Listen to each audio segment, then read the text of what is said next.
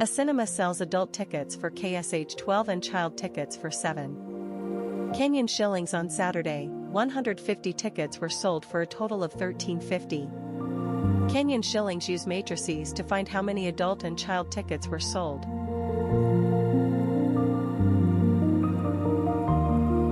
We start by defining our variables and setting up the system of equations based on the total number of tickets sold and the total revenue generated.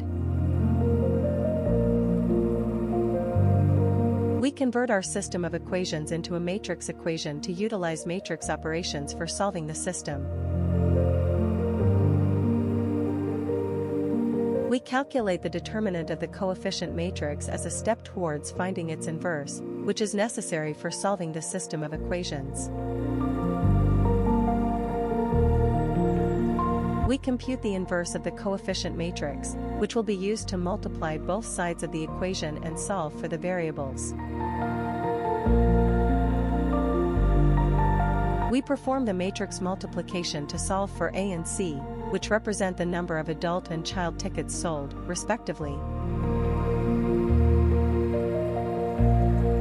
We calculate the final values of A and C by performing the arithmetic operations indicated by the matrix multiplication.